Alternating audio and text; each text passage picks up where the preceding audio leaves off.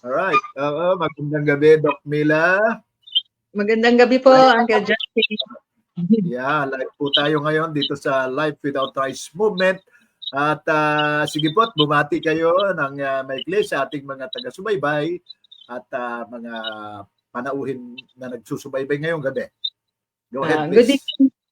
Good evening po sa inyong lahat. Masaya po ako at nandito ako ngayon para ma-share ko kahit paano yung aking mga karanasan sa low carb. I hope makapag kahit paano maka-impart ako ng knowledge about low carb at maging positive to sa lahat sa atin. Yeah, maraming salamat, Doc.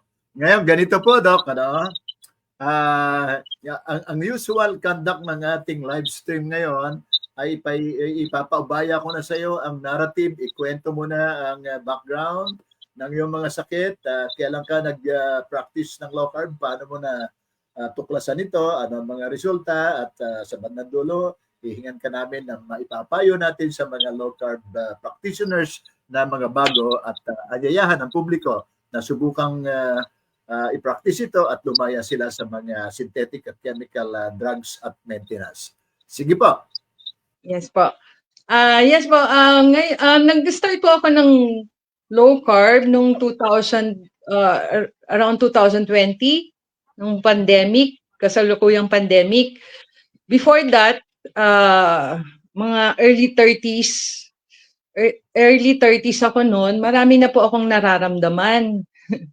Sabi ko, nako, bata pa lang, ang dami ko nang nafe-feel sa katawan ko na sakit na dapat ng matatanda. Ang isa po doon, masasakit na po yung tuhod ko. Na-diagnose po ako na kailangan daw i-surgery yung tuhod ko, dalawang tuhod ko, kailangan i-open and something. Kaya nakakalungkot that time. Sabi ko, ano ba ito? Bakit sa US po ako na-diagnose noon na kailangan nilang i-open. So sabi ko, no, sabi ko, check ko muna, magtuturmeric muna ako. Hindi pa po ako naglo-low carb noon, pero may hilig na po ako sa mga herbs, no? Mga healing herbs. Nag-turmeric ako, nakabawas naman, nag-acupuncture ako. Nakakatulong naman po. Kaya lang, parang pag matagal, ganun na naman, no?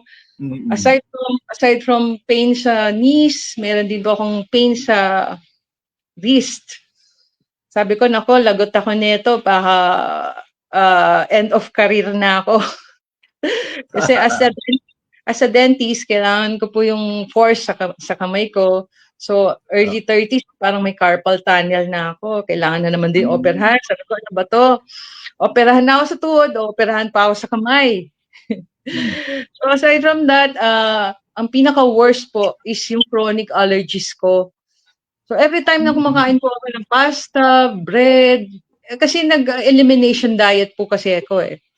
So ibig sabihin, chinek ko kung ano ang mga food na nakaka-trigger sa akin. So every time na kakain akong pizza, tatanggalin ko yung ibabaw kasi kala ko yung ibabaw, yung mga toppings na meat ang may problem. Pero pagkakain ko nung bread, nako, talagang nagfe-flare up po yung allergies ko, namamaga ang aking buong katawan, pati yung neck ko. Even bread, even lahat po ng flour, starches, sabi ko, mukhang meron akong gut problem talaga. Meron po akong gluten sensitive sa tummy ko. Irritable bowel syndrome, lahat po 'yon sa gut. Medyo mahal po kasi yung mga mga examinations diyan eh. Kaya nag-search ako on my own. So sabi ko, nako, hindi pwede to kasi although at that time nagse-search na rin po ako, na-came across ko yung sa online ko lang nakita. Although nagbabasa na ako ng low carb, ng keto, kala ko mag-isa lang ako nagbabasa noon. Yung pala meron pala sa online na may mga group, may mga community na nag-aaral din or nag-join para matanggal yung mga metabolic diseases nila. which is katulad ng mga nararamdaman ko, inflammation, allergies, immune system, bagsak, lagi ko may ubo, sipon, no? Acid, grabe po yung acid ko pagkakain ko ng high carbs, no? Nagfe-ferment, talagang yung acid tumataas sa throat, which is parang feeling mo meron kang heart problem, no? So sabi ko kung nasabi ko sa sarili ko noon, tapos medyo obese na po ako noon, talagang sobra na yung weight problem ko noon. Sabi ko sa sarili ko, kung weight problem lang, okay na ako Kaya ko yung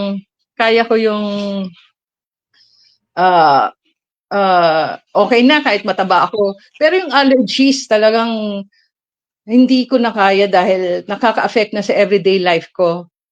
Like naglalagay na ako ng scarf lagi dito kasi sobra na pong ang dami ko ng sugat. Parang pa-psoriasis na rin, sir. So sabi ko, naku, psoriasis na, pati yung head ko nagkakaroon na, pati all bodies, pero matindi po yung dito ako nag-flare sa neck. So sabi ko, ganun ako, hindi pwede to. So happy ako, na-find out ko nga po yung low carb. No, at that time, sabi ko, okay pala to, meron palang 2020, pandemic noon. Alam niyo, naka-lockdown tayo noon. Tapos puro kain lang, puro lang, alam mo, mga tao, ang daming depression, naglalakihan tayo, puro tayo deliveries. So inaral ko yun. Sabi ko, wow, ordinaryong mga tao nag-aaral ng low carb. Mga misis, mga trabahador, may mga kaya, may mga doktor, may mga different groups, different communities nag-join doon sa mga nakikita akong keto, low carb community, carnivore na community. Wow, sabi ko, ang ganda. Kasi aside from walang gastos, walang binibentang product. Wow, ito to kasi wala kang gastos, pandemic na, gagastos ka pa, vitamins, supplements, or alam mo na, through proper diet lang, proper human diet, gagaling ka pala. Sabi ko, wow, so nag-extensive study ako, nag-join ako sa masterclass ni Dr. Grace Rojo. Doon ko siya nakita ng una. So, nung inaral ko yon, nutrition class ako kay Dr. Rojo, naging mas deeper yung aking studies about low carb. So, mas nag-trust ako dito sa napakaganda na way of eating na to, no? Kasi para sa lahat to, mayaman, mahirap, kahit sino, hindi ka kailangan gumastos. Nakala ng iba, napakamahal ng keto, napakamahal ng low carb. Hindi, kasi nandyan lang sa kitchen mo. Kasi bibilin mo lang yung tamang pagkain. Pag pupunta ka sa groceries, kunin mo na yung tamang pagkain. Huwag ka na pumunta sa mga junk foods. Huwag ka na pumunta sa mga processed, highly processed. Diretso ka sa frozen or fresh meat section, or kung nagugulay ka, doon ka. Huwag ka na pumunta pa sa iba. No? Kasi pagka pumunta ka pa sa iba, matetempt ka pa. No? So, binigyan ko yung sarili ko, kasi inaral ko nga siya. So, binigyan ko yung sarili ko na ilang months na to prove na okay to. So, prepare ko yung mga electrolytes na kailangan. Once na nag-start ka ng low carb, kailangan naka-ready ka sa mga electrolytes mo. Kasi kung hindi, mahihilo ka. Masisisi mo yung low carb, masisisi mo yung keto, and mga masisisi ka rin ng mga doktor mo. And so, hindi pwede to. Kailangan alam mo lahat bago ka mag-umpisa. Lahat ng mga nababasa ko sa online, inaral nila, simpleng citizen. Inaral nila, meron sila electrolytes. Sabi ko, bet ako, hindi ko ito gawin. Huwag din naman ako. Aralin ko. So, noon, serious ako no first 3 months. serious ako talagang hindi pwede. Sabi ko, kailangan gumaling ako. No? Hindi pwedeng bata pa ako, ito na yung nararamdaman ko. Hindi pwedeng may mga maintenance na ako. Ayoko. Sabi kong gano'n. I hate maintenance, no? Kasi, alam mo na, maraming side effects. Maraming mahal, at saka, hindi siya yung root cause. Hindi tinitreat yung root cause ng mga maintenance na yan. Ang tinitreat niya, temporary relief, painkiller, temporary relief, mga high blood maintenance, temporary, mga diabetes, temporary. Hindi yan yung gamot. Nagagamot pala kasi lahat. Nagagamot pala, nare-reverse ang diabetes. Nare-reverse yung chronic allergies ko. Hindi lang puro ko allergy meds. Nare-reverse pala yan through proper food. Through proper nutrition. Bigyan mo lang yung cells mo ng tamang pagkain. Hindi mo kailangan gumastos sa mga mamahaling gamot. Nakapaligid lang sa'yo, aralin mo lang. No? So, yun nga, inaral ko siya, tapos nalaman ko na pagka pala, tama yung kinakain mo, mawawala pala yung cravings mo. No, kasi, dati kasi, 6 times a day ang kain ko dahil ang daming stress. Yung stress eating ba? Kasi ang dami kong ginagawa. Hindi ka naman gutom. Or maya't maya, feeling mo nagugutom ka. Feeling mo lang eh. Kasi high carb diet pala. Ang nangyayari sa atin sa high carb diet. Hindi talaga tayo niyan binubusog. Ano lang tayo, lalo na yung mga processed food. Addiction na yan. No? So yung addiction pala is the worst na addiction. Food addiction pala is the worst. Kasi readily available ang food addiction na nasa pantry lang natin, nasa tindahan. Bata, pwedeng bumili sa tindahan. No? Any candies, chocolates, milk tea. No, lahat yan. Natikman ko lahat, paulit-ulit. Ang hirap. Sabi ko, paano ko to i-resist? Paano itong mga chocolate, ice cream, paano to? Hindi pala yun imposible. So pag may naririnig ako, naku, rice is life. Sabi ko, naku, ganyan din ako dati. So sabi ko ganun, basta pag inumpisahan mo to, aralin mo lang. With proper electrolytes, hindi ka manghihina, hindi ka mahihilo, basta may electrolytes ka. At pagka may proper food ka, which is low carb, hindi ka yung cells mo, sabi ko nga, will be properly nourished, mas makaka-function ka ng mas maganda. No? Mawawala yung mga cravings na yan with proper protein and fats ratio. Hindi to komplikado. Hindi siya komplikado. Basta kainin mo lang yung which is yung mga, sabi nga, yung mga paano ba yung ancestors natin kumain dati? No? Yung ancestors natin dati hunter-gatherer yan. No? Wala namang prutas na matatamis dati. Wala namang vegetable na mga broccoli dati or what eh. Ang available niyan, nasa caveman, yan nga, is meat, is seafood, yung mga isda. Recently na lang yung mga gulay, nung nagkaroon na tayo ng agricultural revolution. Pero number one, yung prioritize pala, meat and protein and fats. Prioritize. Correct. So, almost zero carbs po kasi pala ang protein and fats, lalo na ang fats. So, hindi totoo yung tatanggalin mo yung fats, tatanggalin mo yung sa meat. Wag, kasi yan ang pagkain ng cells natin, yan ang priority niya. Gusto ng ano natin, cells, no? So, kumain tayo ng high carbs, paulit-ulit lang ang magiging ano natin, pa-prioritize kasi ng cells natin or pa-prioritize yung energy na kukuha sa mga glucose, sa sugar. no? So pagka puro tayo carbs, carbs, carbs. So yung sugar na yan, nag-spike yung blood natin. So food cravings tayo na food cravings. Kala lang natin, kailangan natin ng carbs, pero pagkatapos down tayo. Ano tayo, lalakas tayo sandali pagkakain, pagkatapos antok na antok, wala na tayong energy, no? Nawala lahat sa akin 'yan.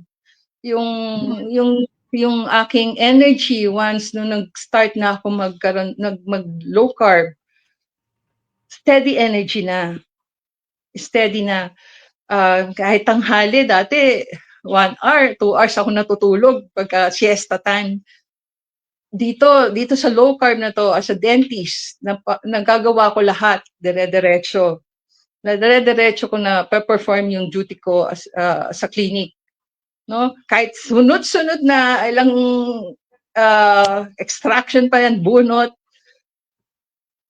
steady ang energy ko kasi ang kinain mo is good fats and proteins. So stable yung energy ko, no? Yung walang sugar spike.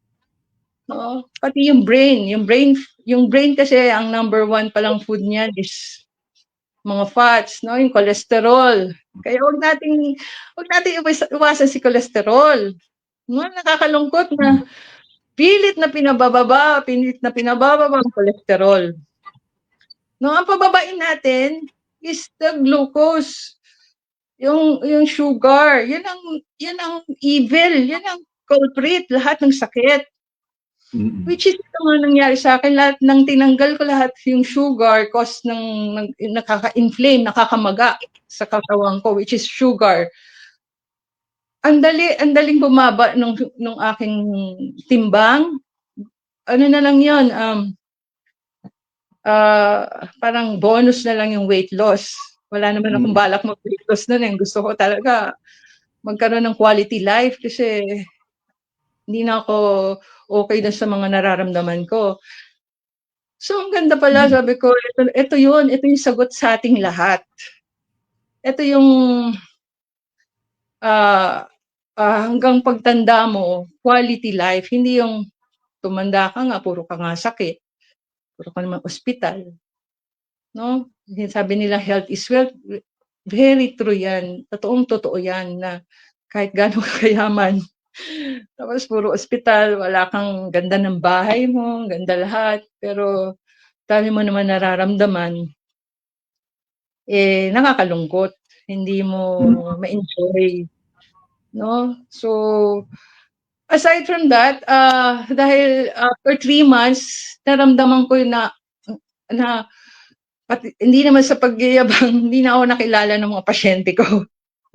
Kasi nasabi sila sa akin at obese ako. Sabi, nasan si Dr. Samson? Nasan si Dr. Samson? Hindi naman si Dr. Samson yan. Sabi, meron kasi akong name dito, Dr. Samson. Doon lang sila naniwala. Sabi ko, ma'am, ako po si Dr. Samson. Oh, sabi, nangyari, anong ginawa mo? Nag-low carb, ganda po to. So, yun, after that, nag-umpisa rin ako i-share sa mga pasyente ko to. Even sa dental, ang tagal ko sa dental chair just to share this way of eating na to.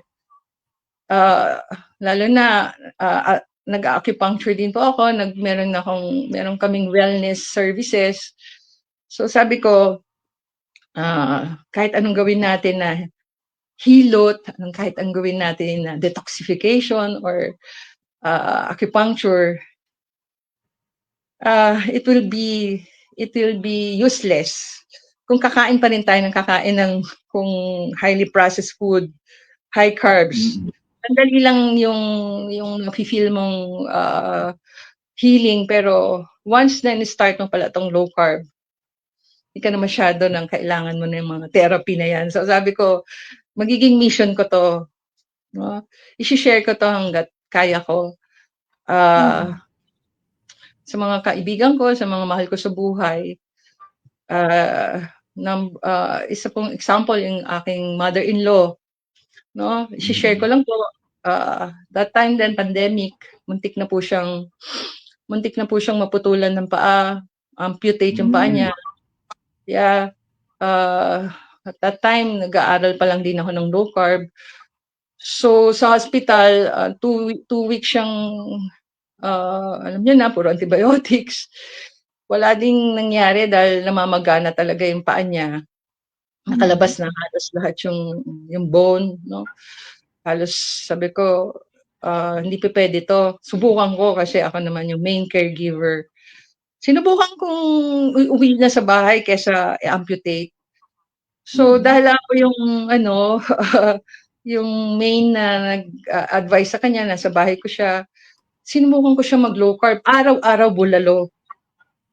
Araw-araw itlog. Araw-araw coconut oil, virgin coconut oil, high fats. Siguro Uncle Justin, yung mga 2 weeks, ang ganda na kagad ng kanyang perception, ang ganda na kagad ng kanyang, wala pa nga 3 months eh, ang ganda ng kanyang healing, natanggal yung mga lumiit na yung paa niya kagad, yung inflammation. So bilib na bilib nga ako sa mother-in-law ko kasi may cheating pa eh.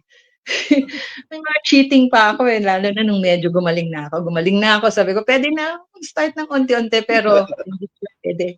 Hindi pala pwede pag nag-cheat ka, sarap ulit, no, matitikman mo ulit yan. Pero after that, mayroon ulit lalabas. No?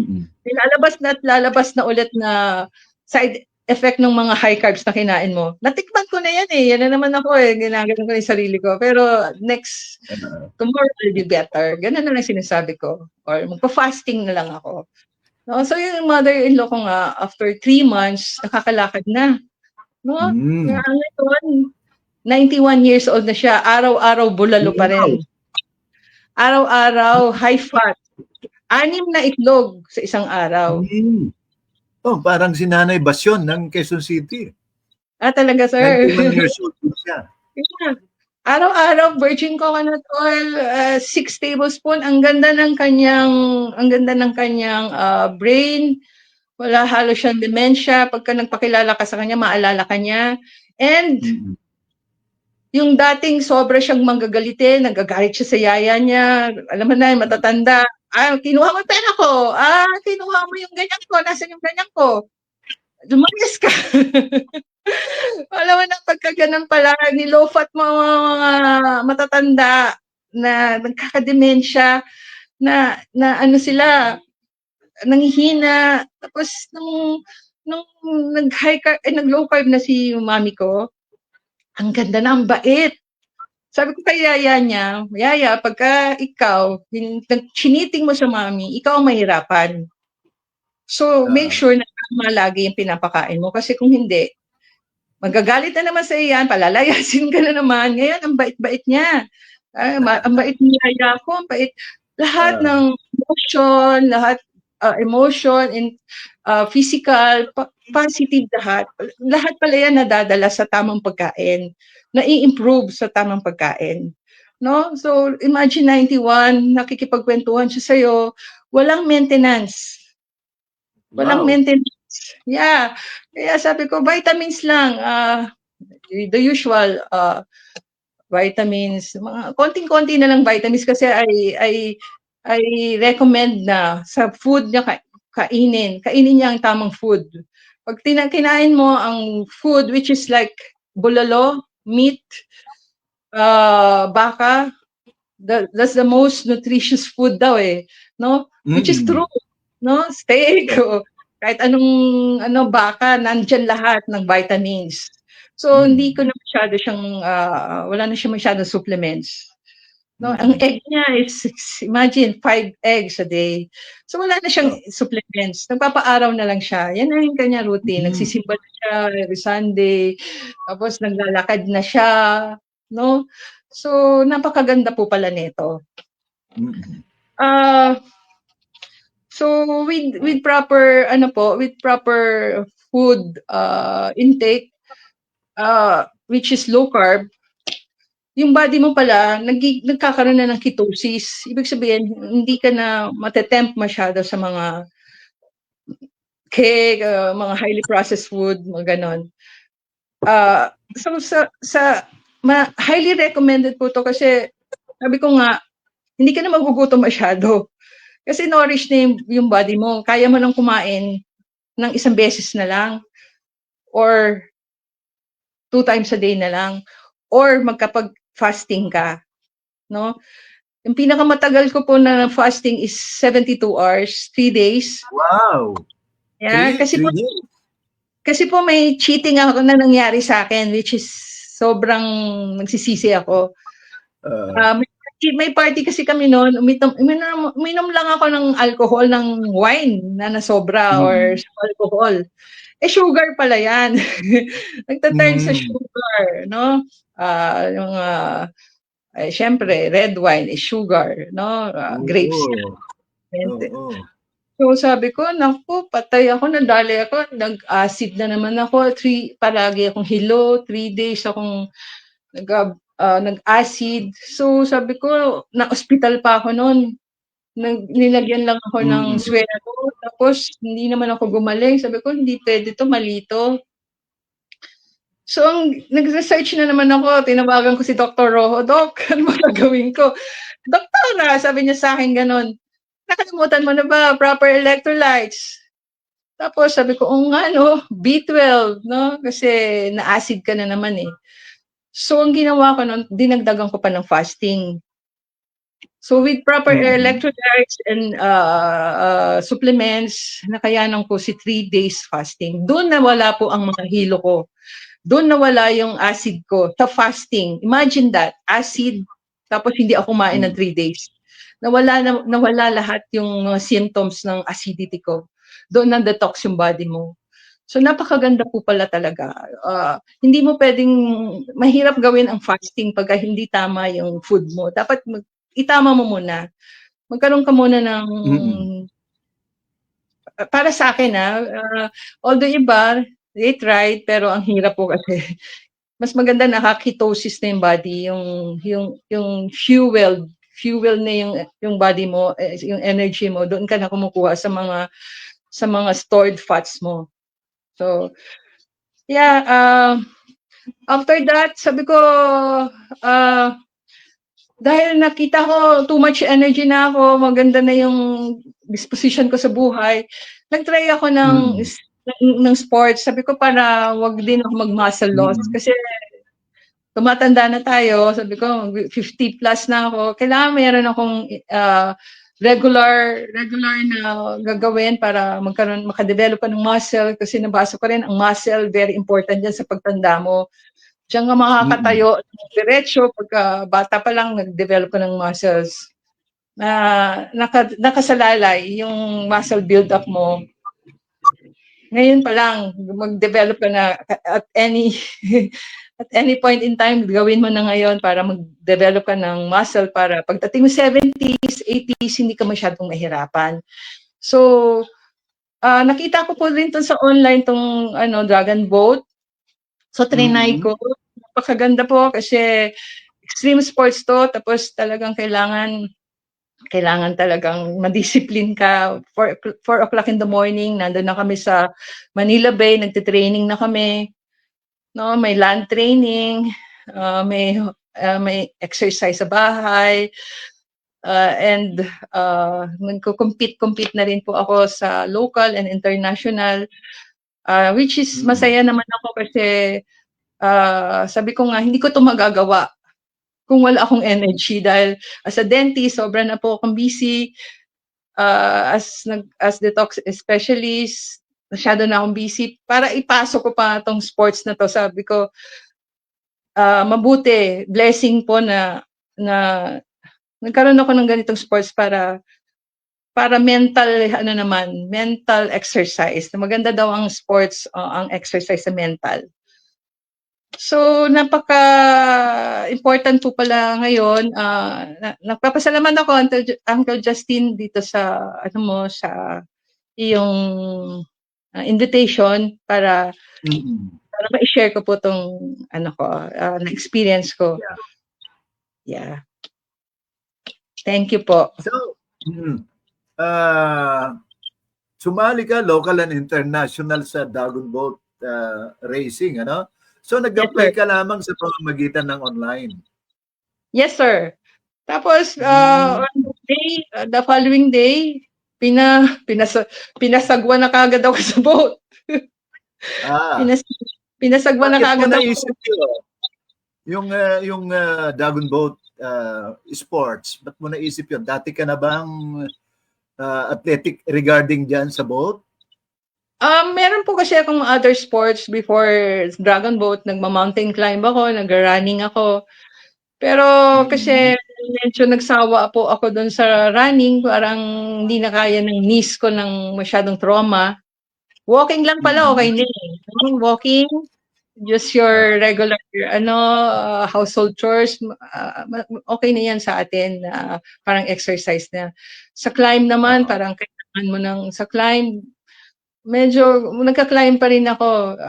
Although ito kasi talagang madidisiplin ka almost every day ang training namin. 3 times a week, 4 times a week, plus the race, mas grabe ang training.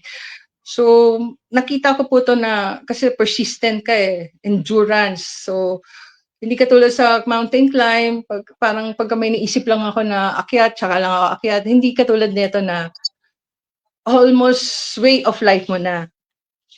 So, hindi naman din ganun kamahal, no? Maganda po yung nasa Bomba, Pilipinas po ako, napakaganda ng mga coach ko, tsaka hindi siya ganun kamahal. At tapos 4 o'clock in the morning, 6 o'clock tapos na kami. So 6 o'clock, nasa bahay na ulit ako. Kaya, okay na, pwede na akong kumain konti. At saka, nade-develop talaga lahat. Mas madali kong magawa yung mga, as a dentist, mas madali kong magawa yung aking job. No? Mas lumakas po yung aking grip. Mas lumakas yung aking shoulder, which is very important as a dentist. Kailangan ko po yun na wag muna magsasakit lahat yung katawan ko. Yan po. So, may tanong ko lang, Doc. Yung pagsali sa competition, halimbawa, ikaw ba ay nasa fasted state ka during competitions or paano ang iyong energy intake? Okay, sir, I make sure na bago ako mag-compete, 1 day before, naka high fat diet po ako, na naka-protein ako noon, no? Or a week before the competition, naka-protein ako talaga. Para sa race itself, pwede na ako mag fasting, no? Mas effective para sa akin, na feel ko na mas may energy ako kasi sabi ko nga, pinagagana mo yung stored fats mo during the race. Tsaka kasi kailangan sa boat, hindi ka busog. Mahirap eh, daming nagvo-vomit pagka busog, bawal sa amin. So, very very important po na halos laman yung tiyan mo. So, ginagamit ko lang yung proper electrolytes. Asin, tubig na may asin. Yun lang nagsusustain sa akin. No? Yung pagka medyo whole day yung race, kumakain na ako na itlog. Hindi ko na kumakain na iba. 2 itlog bago pagkahapon pa yung heat ko, kumakain na ako ng itlog noon. I see. Okay. Okay, nakakatuwa ang iyong experience, Doc, no?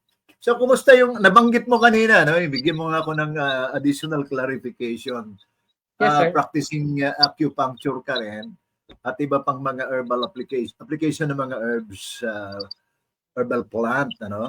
So, paano may reconcile yung dalawang sabihin nating modalities na yan, low carb tsaka ng mga another form ng alternative healing kung tawagin natin. Pwede ka ba magbigay yan? Yes po. Kasi sa low carb po is accepted pa rin naman ang mga herbs natin, no? Yung mga vegetables natin, green leafy, accepted pa rin po yan, mga low carb na yan. So, lalo na as medicine, we're using mga plant medicine as alternative medicine. Naniniwala pa rin po ako dyan, no? Pero sabi ko nga, nung nag-start na rin ako, nagta-transition unti-unti sa carnivore, more on meat. So by just eating meat, halos hindi ka na masyadong wala ka na halos gulay. Nasa meat na lahat eh. Tapos by transitioning sa carnivore, hindi na sinisimplify mo na lahat. Wala ka ng mga seasonings, wala ka ng ang mamahal na rin kasi ng gulay, sir. Oo, sabi ko nga itlog, enough na 'yun to sustain you eh. Magkano lang itlog, 10 piso. Gulay, kung kukumpara mo, para sa akin mag-study rin po natin. Nasa itlog na lahat ng benefits, nandun na lahat yung fats and proteins na kailangan mo. No? Pero sabi ko nga, basta matanggal lang yung highly processed sa food natin, ultra processed food na kinakain natin. Halos pinalitan mo ng greens, makukuha mo pa rin talaga yung benefits, no? So, sabi nga ko, ano yung available sa paligid mo, ano yung tinanim mo, kung ano yung nandiyan sa paligid na hindi mo na kailangan bilhin sa groceries. Nagtanim ka ng malunggay, nagtanim ka ng alugbate, nandiyan, yan na yung gawin nating medicine and pagkain. Kesa po yung mga kung ano-ano. Correct, Yes, sir. correct. Sa ngayon ba, Doc, ay ketovore ka o carnivore or low carb ka rin? Sabi ko nga po, nagta-transition ako sa carnivore. Pero pag cheating ko po yung low carb. Cheating ko kasi nagkakapag-order pa rin ako ng mga low carb desserts, mga low carb vegetables. No, pero sabi ko na once you transition dito sa isang to carnivore, hindi mo na maiisip ang dessert. Hindi mo na maiisip yung mga kung ano-ano pa. Kain ka na lang ng karne riyan. Hindi ka na halos magugutom. Hindi mo na kailangan pa ng bawang, sibuyas, kamatis. Gisa. Pakuluan mo lang, iprito mo lang sa lard or tallow. Sinimplify mo na yung buhay mo. No? Nandun na lahat. No? Parang gusto ko nang i-simplify, sir. Ayoko na ng maraming masyado sa pantry ko. No? Na ang dami mo pang seasonings. No? Kahit low carb pa yan. No? Even mga fruits, strawberries lang ang accepted sa low carb eh. Ay mahal naman yun eh. Hindi naman highly processed na rin, highly sprayed na rin yung strawberries eh. Hindi natin kailangan pala yan. Tikim-tikim. Yung tikim na lang ako. Hindi na ako talaga para bilhin yan. Okay. Maraming salamat sa iyong narrative, Doc Mila. Si Doc Mila Samson, 5 years na nag-practice ng low carb. Pwede ba kitang mahingan ng ano ang iyong payo sa mga beginners, sa mga low carb beginners? Ano ang mga insight mo at mga payo, at ganoon din siguro kung may mga panawagan tayo doon sa publiko na nagnanais na tuklasin ang iba't ibang paraan ng sabihin nating holistic and preventive healing, lalo na sa mga seniors ngayon. Go ahead, please. Yes, sir. Para po sa akin, alam niyo po, hindi kailangan maging doktor ka, hindi ka pa kailangan maging nutritionist ka para matutunan mo to lahat. No, sabi ko nga, just follow yung mga metabolic doctors. Marami po dyan, kompleto po yan sa online. Just make sure na sumali kayo sa mga community like kay Uncle Justin. No, yan po yung mga true tested na yung mga yan, nag-research, no? Hindi kailangan na nag-aral ka talaga or what. You just follow lahat ng may mga featured videos doon, featured nila mga talagang advocates ng low carb, keto. Matututunan po natin lahat 'yan.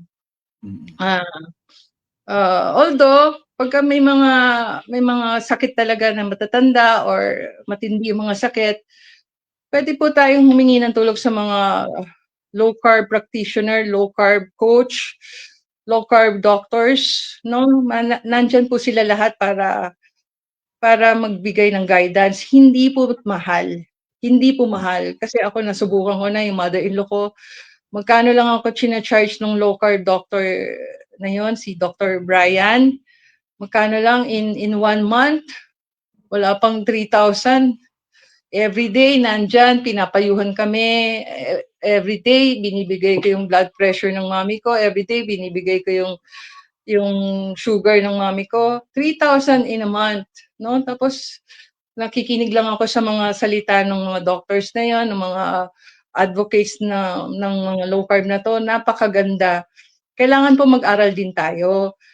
Hindi po pwede iasa natin lahat din sa kanila, no? Kasi sabi ko nga, ano tayo kailangan hindi tayo basta-basta mapaniwala, no? Kailangan makita natin sa sarili natin.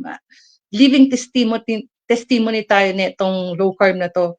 Na pag natutunan natin, wow, napakaganda pala nito. So, sabi ko nga, ma-avoid natin lahat yung mga unnecessary expenses, lalo na ngayon, ang mahal ng ospital. Napaka-stressful mga ospital. Napakahirap, mga mahal natin sa buhay, nakakalungkot. No, na sabi ko nga, this will be my mission, no, sa mga, kahit magalit na sa akin, yung mga mahal ko sa buhay, mga kaibigan ko, basta ma-share ko. Ganun po tayo sa lahat, no, na dumami tayo, maging ano tayo, maging energetic tayo sa pag-share nito kasi napakaganda, practical, no? At saka sabi ko nga, magiging yung way of living natin kahit tumanda tayo, ma-enjoy natin, hindi tayo naka-diapers ng 50 years old, 60 years old. Wala tayong sakit, no? Wala tayong, pwede pala mag-reach ng 80s, walang sakit, walang maintenance, 90s, yung biyenan ko, walang maintenance. Pwede pala yun, no? Kailangan lang talaga maging vigilant tayo sa kakainin natin. Maging ano po tayo, i-share natin lahat para maging malawak at saka lalo na ngayon, wala na PhilHealth. Ang hirap magpa-check up ka lang. Nako, sakit ulo mo, double yung sakit sa gastos, no? So, pwede pala, alamin lang natin, magbasa lang tayo, makinig tayo. Pwede to kahit mga nagbaguhan, pwede pala na mawala tong food addiction na to. Sorry to say, but this is food addiction. Yung lalabas ka dyan para hindi ka mapakali, gusto mo ng milk tea, this is food addiction. Lalabas ka dyan, bibili ka ng ice cream, that is food addiction. Naisip mo pa lang ang cake, that is food addiction. Kailangan na break yun sa atin. Dapat tama yung pagkain natin, kahit hainan ka riyan ng kahit yung paborito mong donuts, milk tea or what, mariresist mo lahat yan. Pwede pala yun. No, so, sabi ko nga, mag-aral. Makinig, like kay Uncle Justin, makinig tayo sa mga ganito. Napakagandang mission po to ng mga ginagawa nila, sir. Tsaka ng mga metabolic doctors na to, mga low carb practitioner na to. Yun lang po, sir. Maraming salamat, Doc Mila Samson. Ano? Pwedeng ganito, meron po akong mga nasa planning level na magkaroon ng mga parang health forum sa mga communities, grassroots, in collaboration with civil society organizations and NGO, including mga outreach program ng mga schools. So, kung pwede po ba kayong maimbitahan namin bilang resource person minsan kapag ka na-finalize yung ganitong schedule? I'll be happy, sir. Sabihan niyo lang po ako. Okay, i-shout out ko si Nanay Mel, no? Si Nanay Mel ang ating nag-aayos ng program na ganito at mabigyan ka namin ng formal invitation kapag na-finalize ito. So muli, maraming salamat Dr. Mila Samson sa iyong sharing at ito ay isang makapangyarihang testimonya at karanasan mismo sapagkat mula sa pagiging obese at maraming mga allergies sa katawan ay na-reverse at nagawang na maging normal at malusog na ibalik ang dating sigla ng katawan. At higit doon ay